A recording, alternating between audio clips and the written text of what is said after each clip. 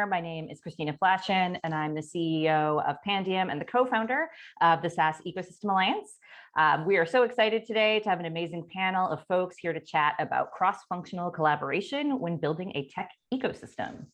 So this panel is scheduled to run until 12:40, and we already have some great questions queued up. We'll also leave a couple minutes at the end for audience questions. If you guys have questions, you can submit that with the Q&A function right there in Zoom, and we'll grab those toward the end. And now, without further ado, let's do some intros. So maybe if you can share your name, where you work, and your role, and we'll start with Jamie. Hi, everyone. I'm Jamie Boardman. I'm the Director of Partnerships over at Mailchimp for technology partnerships. So mostly integrations, marketplace items. And basically me and my team, we manage our partners. So we're the partnership managers, people that join Mailchimp. We kind of take them and run them for the long term and grow those partnerships. And I'm based in Atlanta, Georgia. Nice. We love Mailchimp here at Pantheon. Kenneth, you want to go? Yeah, hi, I'm Ken Marks. I am an Associate Director of Product Management at Olo. I'm based in Montville, New Jersey, and my teams at Olo, we work on some of the core ordering platform functionality, so making sure that the platform can serve millions of hungry diners daily. Nice. And John? Hi there, I'm John Green. I'm the Director of Engineering for Partner Integrations at Airship. I've been here for about 10 years. We're in Portland, Oregon. My team is responsible for building integrations and also verifying and maintaining them and supporting them. Great. And last but not least, Roger. Hi, my name is Roger. I'm also based out of New Jersey, tiny town called Chatham. I work at Pantheon Systems, and I run our tech partnerships and cloud alliances practice, where we work in the open source data and open source CMS ecosystem. So there's a lot of different partners that we can work with, especially and we're also in the pseudo MarTech space. And then we do work with different cloud vendors from a co-selling perspective. My team kind of has a hybrid mix of both. Awesome. Well, thanks again, everyone, for joining. And I think we can just go ahead and dive in, and we'll just treat this sort of as in popcorn fashion. Everyone can jump in and share their thoughts.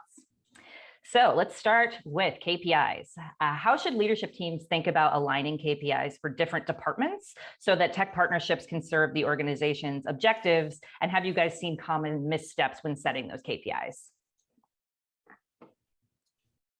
Kenneth. Yeah, I'll jump right in. So, I think OKRs, a lot of companies are using frameworks like OKRs.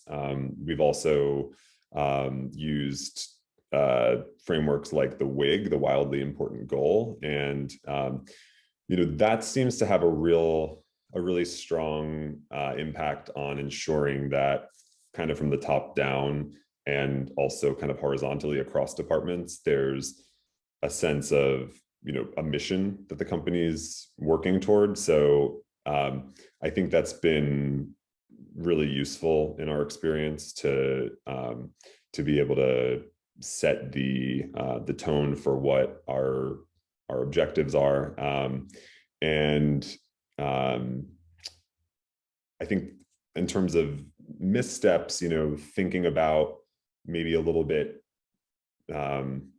too specific in terms of like what tasks or initiatives should be done, and thinking about KPIs as really more measurable indicators. So here's the overall impact we want to see, and then we defer to people who are running, Scrum teams and owning product domains to really determine what are the ways that we can move the needle toward those KPIs instead of prescribing initiatives necessarily from the top down in all cases.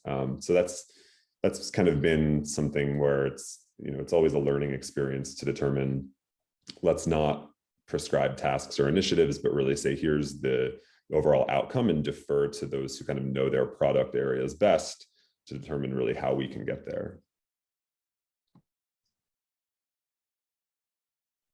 Sorry, Jamie, go ahead.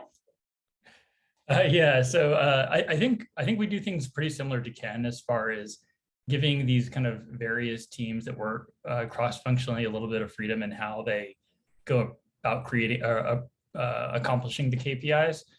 So one thing we really try to focus on is we don't set performance indicators that are too far downstream from the work that the individuals are actually doing. And we also really try to avoid like over communicating the actual goals of what the KPIs are. The KPI is just the indicator. You know, are you working towards that goal? And then the KPI itself may have, you know, something more related to revenue. So for us at Mailchimp and the product partnerships team, we focus on the number of connections to integrations or apps, things that users are kind of tying in. If you think about that, product marketing may have their own kind of upstream metrics that will tie into KPIs. So you might think of things like, you know, social impressions, opens clicks on emails, all the types of things you would typically see out of channels, webinar attendance. And we can fairly easily track a lot of that back to installs or connections. We know that those connections are highly related to revenue, but we don't want these different teams to focus on the revenue aspect of what they're doing. We want them to be able to work with something that's tangible and measurable to the work they're doing. And it's up to them to decide how the work they're doing contributes to meeting those KPIs. Jamie, I love that you brought that up, simply because when I was thinking about it, the biggest thing that we have, and this may come up later, is really depending on each of us sits in a different organization. Each of us organization probably, I always like to say from your CEO and like on down from the C-suite, what do they, like when they say partnerships, what do they mean? And really that's ultimately what matters. Some people are like, well, it's a revenue defined function, or it's maybe more of a customer success product usage like defined function, or maybe it's a marketing defined function. And the beauty of the place is that you can find KPIs that kind of matter in all of those different pieces. What you really need to set out is how do we stack rank kind of against them, and knowing that different parts of your program and over time it may change. So in the very beginning stages, you may start with a top of funnel joint marketing type items in the very beginning of what you're doing. And those will be the majority of your KPIs that you map out to. And then over time, it goes into product pieces, and then it eventually turns down into revenue pieces. So like all of those pieces can be there. I think the place where people often fall is that they get so locked into the KPI, to a specific metric only being in one part, and realizing that it's a combination of all of them. It doesn't make any one more right or more wrong. It just means that over time they're going to change. I think that's where pieces like OKRs can be helpful. But again, let's not forget, I come from an organization where like they had the same KPIs going for 20 years. And I can tell you some of the sellers that I used to work with when I was in product, like they knew how to game it like super well. And so I think that's also like really important to understand. It's like when it's been there long enough, people are going to know. I mean, it's math, numerator, denominator. I mean, bam, you can just kind of fudge and kind of kludge your ways through. I think it's really important to like step back and say, well, okay, like what's actually going on here? What are we actually looking to accomplish and achieve? And is that measuring it? I know I'm not getting into specifics on the KPIs, and most of these things people probably know. I still think it's important to like, at least, especially now, end of year, when we're all doing planning and everything for next year, like these should be the top questions in all of our minds. It's like, what are we looking to achieve? Why are we looking? What buckets do they actually fall into? But thanks. We probably track KPIs, pretty much the same way as everybody. All of our product teams have product performance metrics, and presumably those all map to the overall objective of the company so that they can, meaningfully advance that goal. And this is true for the partner integration team. It's tricky for us because, metrics around partner integrations, if you're talking about like implementations, that can be like attribution is hard. Our company grew up around an API that's built to be scalable and solid and open, so anyone can build an integration. And as it turns out, anyone does. So and when we become aware of it, we do our best to support them. But it's not always clear like how and why customers are using them. What's valuable in a partner integration can also vary a lot. Is an integration strategic for some reason? Is it in place to close specific deals? Is it just low-hanging fruit, really easy to build? These are some of the ways that I think partner integration KPIs are a little bit more difficult to align with like typical product KPIs. Yeah, I'll follow on to that. I think integration, to your point, like delivery of integrations has so many dependencies, and it can be really challenging, even if you do a pretty good like deep dive in the beginning, to scope. Once you get into an API and you start really working with things, those things have a tendency to creep. So definitely sensitive to the fact that that's a difficult thing to measure and potentially predict, especially when you're early on as a product and engineering team. I think you kind of build a muscle where you have like a sense of how hard something's going to be, but it takes some time to get there. So moving on to our next question, kind of speaks to this. How does reporting structure impact how effective collaboration is, and what advice do you have for organizations trying to pick a reporting structure? So I could speak to this one. Just to also follow up on your point, our partner integration team grew out of professional services in customer success. All of our product teams are, small, dedicated, continuous discovery teams. So that makes us kind of self-sufficient.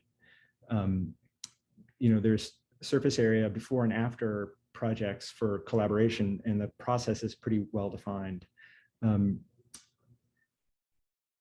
I can say because we grew out of CS, now having that sort of muscle of product behind us makes a huge difference. Just in terms of, the overall reporting structure. Our partnership go-to-market teams report up to marketing. So the challenge there is just, staying aligned with them. We have, we have some folks at Olo that are in the partnerships team that actually report into our product team. And then we also have some that report more into a corporate development area. The partner contacts that I work with on the product team are typically kind of more involved in like our core ordering functionality, and the partnerships team that works that supports our other business lines that are not really our core ordering product. They kind of report elsewhere. And I think having teams from a customer success perspective and a partnerships perspective that are kind of walking in lockstep with the product teams. So we have a product called Rails, which is our marketplace aggregation functionality. When a customer places an order on DoorDash or Uber Eats, it comes through our platform and then it goes into the point of sale at the restaurant using all the menu data and the POS integrations we already support. And we have partnerships contacts, and we have a whole team of customer success specialists that work to support that business line. And that's really critical for us to kind of have very specific teams that are focused on that, because they're they're constantly working together with the partnerships folks to understand what issues are coming in from our partners, what are their needs, how can we better support them, and they can lobby for those partners' needs, just like one of our customer success managers who might be supporting a brand that's using us for direct ordering over here on the ordering platform side of things. So I think that's been really successful for us, just having people supporting the products that can identify with a specific product or business line. Yeah, I love hearing about product teams coming out of CS. I just think that's a great background, especially for partner-focused things. And Jamie, go ahead. Yeah, I guess kind of to get to the root of the first part of your question, does reporting structure impact how effective cross-functional collaboration can be? Yes, is the answer. It absolutely does. For context, at Mailchimp, and again, we're in product teams with the work that we do in partnerships. We use domains or kind of like clusters of related project teams. Within those domains, we have different squads, one that may focus on our app marketplace, one that may focus on strategic integrations, and so on. Across all those teams, we have a good structure to where we have kind of dedicated individuals from different functions. So obviously project managers, partnership managers, front-end, back-end engineers, designers, support analysts, you name it. So we kind of have our resources set for us. But the thing you have to realize is even with all those resources dedicated to a product-focused initiative, you have to have a little bit of empathy and know that everyone you work with, they might not necessarily be reporting directly to the same boss. Everyone's got different bosses, but you're kind of glued together with this domain or with the squad. So you have to be empathetic in knowing that they've got other things to do. Things that are going to conflict with the priorities that you want, maybe for your partners or for the product. And sometimes what that really means is you have to instead focus on kind of the capabilities, the capacity, really, I should say, of all these individuals. If you check in often, if you make requests early, you're typically going to get things done on time when it's something you might have to do for, again, your partners or a product. If you come to some of these people the last minute, they might say, hey, sorry, Jamie, like we've got all these things going on the squads and on the domain. And by the way, my boss is kind of pulling me out into this other project. I really don't have the capacity. So the best thing you can try to do in these cases is, again, start early, try to negotiate commitments as early as you can. And then at that point, at least, a lot of these folks on the cross-functional side are able to say, great, a month, 2 weeks from now, I've planned out a block of time to where I can, help you or your team with these projects. And then it almost doesn't really matter about who they're reporting to. The focus is on that squad or on that domain success. And they've been given the work at an appropriate amount of time where everyone can kind of come together and bring a project to fruition and produce. Awesome, thank you. And I'll just remind the folks in the audience, if you guys have questions, you can throw it into the Q&A in Zoom and we'll take those at the end. If not, we'll keep going with the pre-submitted ones. So we have a really diverse group here in terms of your individual functions. So from the perspective of each of your functions, what should other departments know and understand about your goals and pain points? And what might they be missing when it comes to building tech ecosystems? And I would say from the product side, something I always want all of our other departments to be thinking about is it's not necessarily just for product to make business cases for opportunities that exist within the organization. So, even once you kind of have a sense that there is a customer problem that can be solved, maybe take it even a step further, because maybe there's a lot of evidence that can be gathered, but product managers, like everyone else in the organization, are busy people dealing with the current development priorities and future priorities that are already planned. And the more information that we can assess to determine if our priorities should shift kind of upfront, is always better. So I think our I think entire company has a great appreciation and understanding for how challenging and complex the role of product can be in a SaaS org.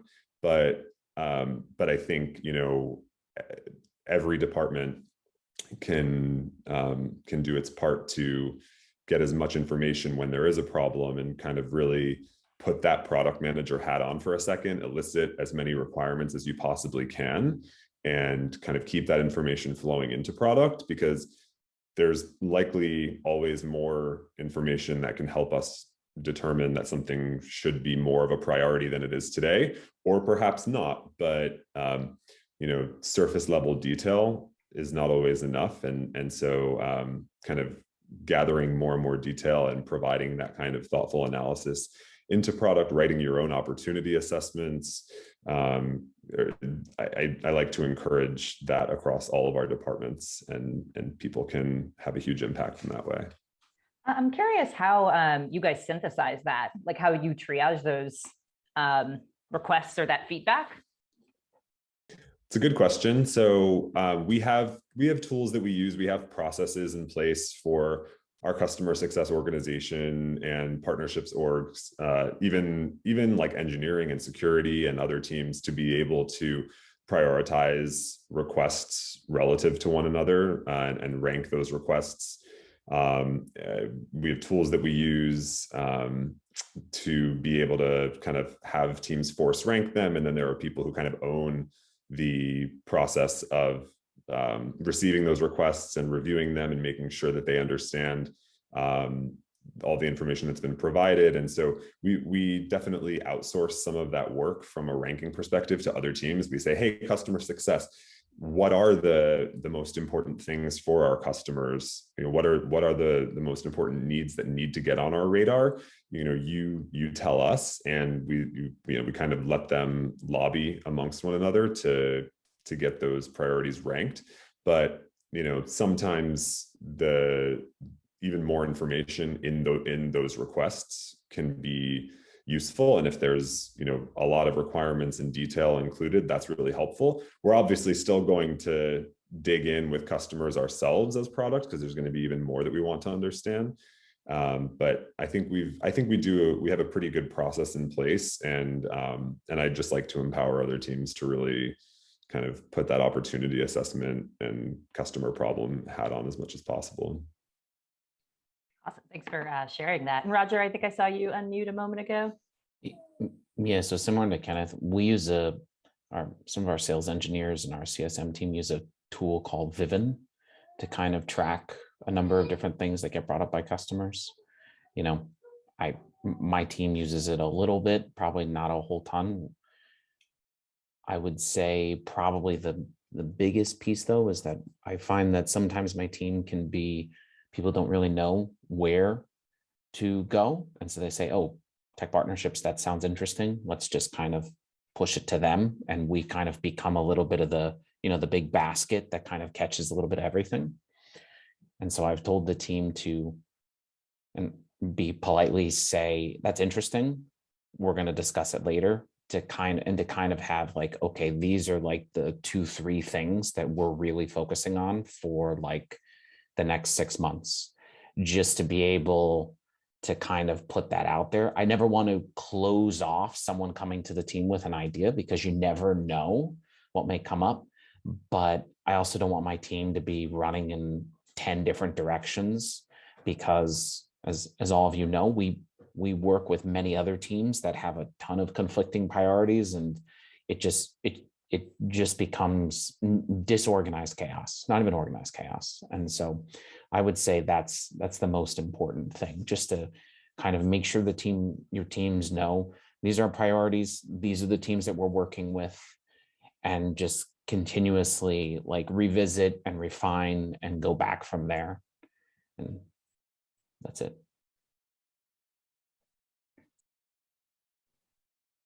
Go ahead, John. Oh, gosh.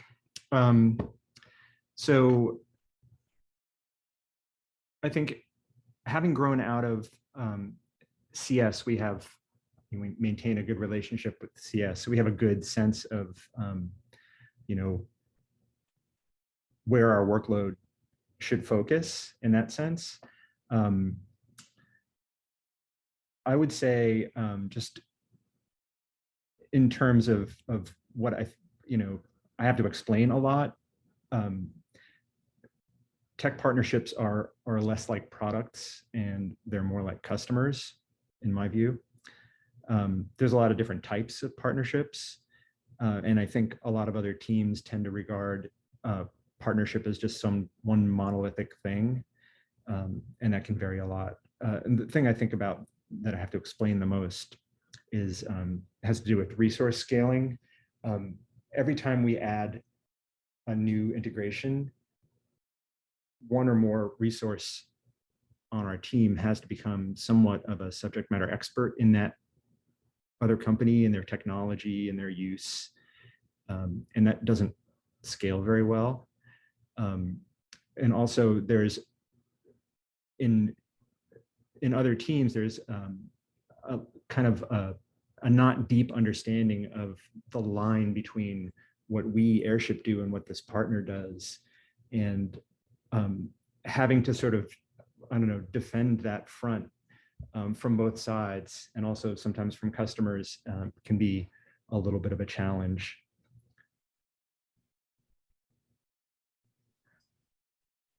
Yeah, and I'll go ahead and echo kind of some of the points that Roger brought up.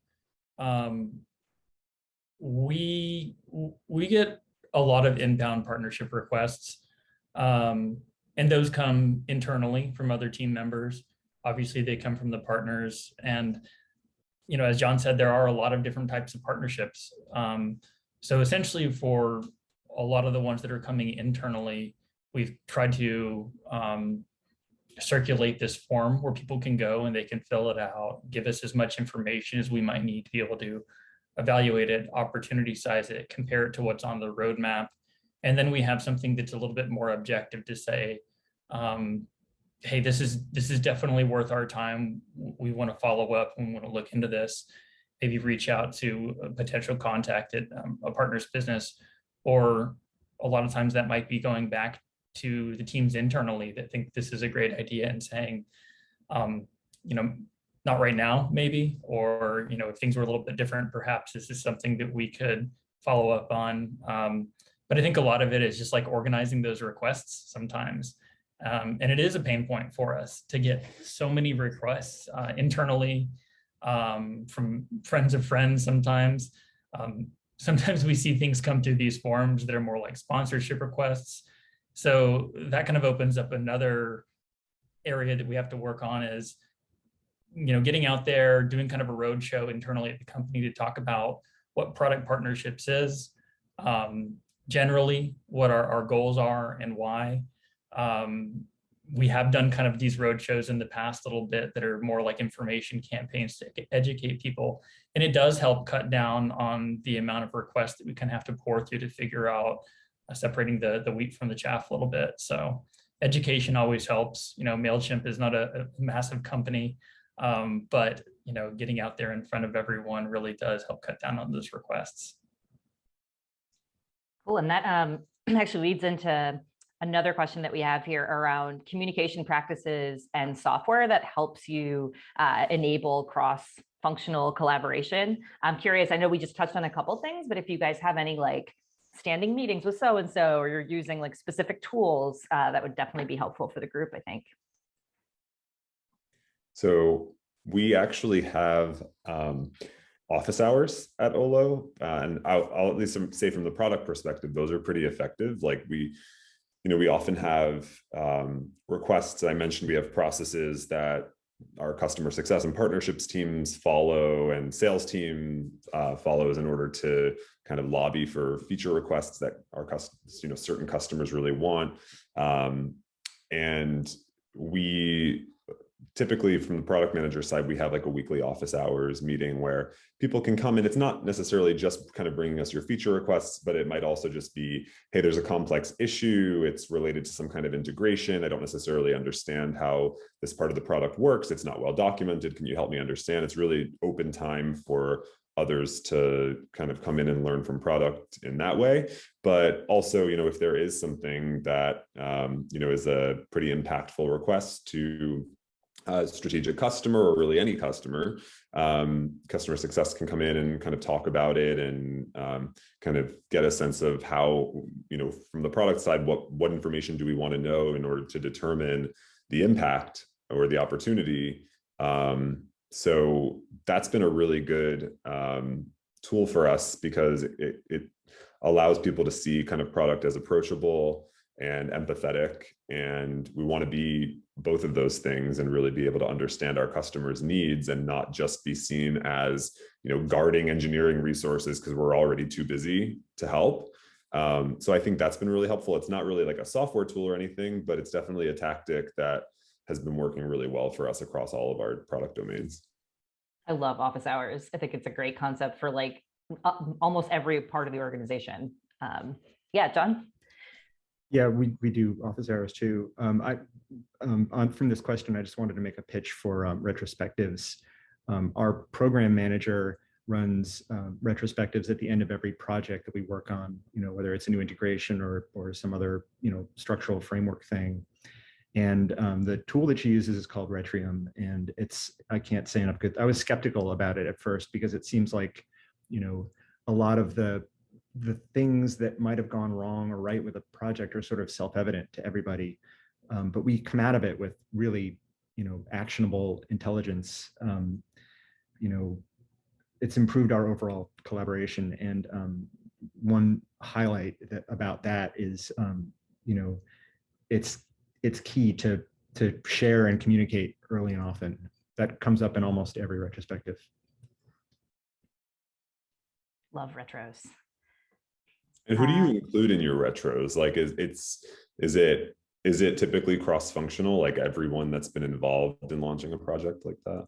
Yeah, exactly. So our continuous discovery teams, there'll be, the engineer or engineers involved, product manager, project manager, designer, any other resources that touched it or were touched by it.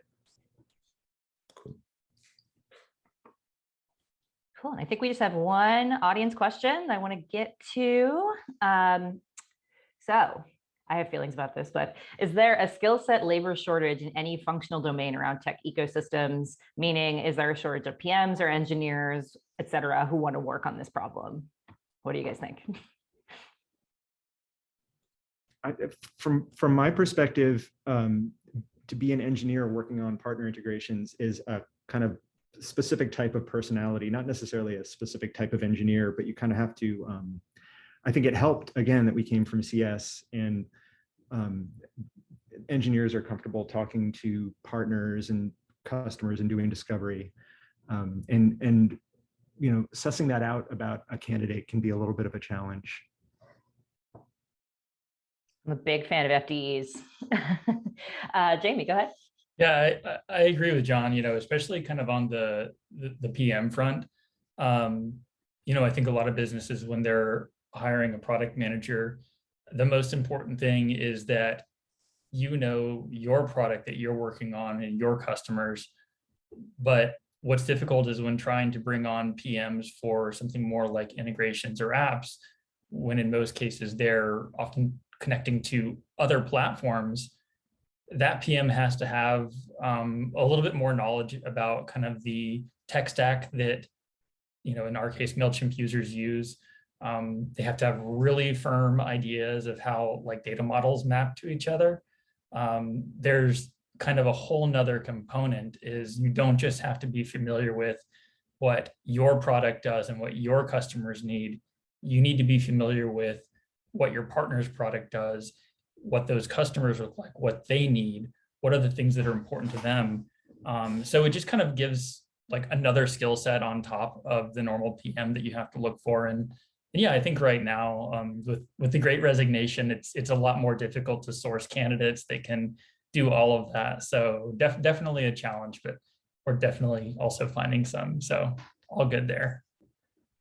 I would plus one on that for sure. I mean, you and your partners kind of may see it a bit differently in terms of how you want to implement a given feature or achieve a certain outcome for your mutual customers. And so sometimes, when it's engineers working together in terms of what's technically feasible, there's certainly a preferred outcome from both sides. So kind of being able to negotiate that as well in, a fair and friendly way is something that, it's a skill that the engineer needs to possess. So I agree with you both, John and Jamie, that I think it's a specific type of engineer that maybe does best in this area.